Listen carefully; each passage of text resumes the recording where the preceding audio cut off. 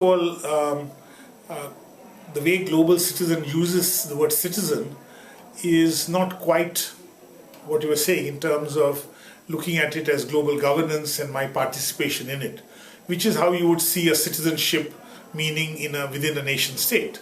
If I'm saying I'm a citizen of a country, I'm presumably participating in a political process here.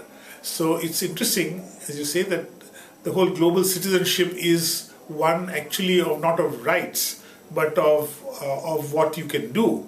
What are your responsibilities towards the globe, and thinking a process where when I apply my mind to any problem, I'm not only thinking of myself, but I'm thinking of a larger community, and I'm thinking of the planet.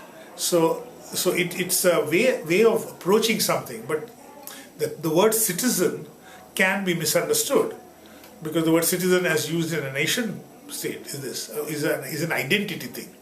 And here the identity part is only to say that we are ultimately all part of one planet. And secondly, to say that increasingly you're finding that problems cannot be solved within national boundaries. Climate change being one of them, the biodiversity issues, now Ebola or whatever health issues which come out of that, and a number of other things. I mean, we are so connected. We are connected for fossil fuels. We are connected with people moving, and increasingly so. And then, of course, now electronically we are actually connected. We're sort of connected. So the values move, desires, aspirations are getting connected.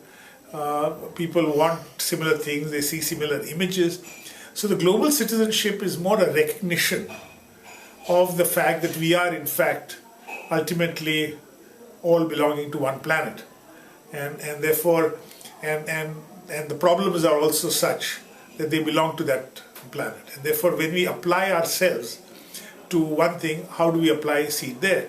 The whole discussion at the seminar on system thinking was also to suggest that one part of the system acting ultimately impacts a number of other parts of the system. So to think that my action have no consequence on something else, or vice versa, that someone else's action don't have a consequence on me, is also not particularly true. And the consequences are through new research and new science getting more and more explicit and clear how a whole chain of reactions leads to things happening. We use a certain medicine on cattle, and we suddenly find the population of vultures disappearing, and and another bird could disappear over five countries because they migrate and they take things away. So I think global citizenship is emphasizing a certain way of us thinking of ourselves, but not in an identity form in the sense of a nationalistic identity, because it does not superimpose or does not take away my feeling or my identity. But one would hope that the world would stick together, because we have a number of different identities. You and I might share an identity of being members of the larger Earth Charter movement, or both being interested in football or cricket or whatever else. I might share another identity with somebody else because I happen to be a bird watcher or something, and then there's a national identity and my state identity. But we must remember that one of those identities, which needs to be in every citizen, every person in the world, is to say that besides everything else, I am a citizen of this planet, and what I do affects the planet, and what other people do affects me. And just that realization, I think, is at the core of the global citizenship idea. Now, what ESD does is it shows you those connections. ESD is more concerned with demonstrating those connections. So if you do good ESD, you're likely to be a good global citizen.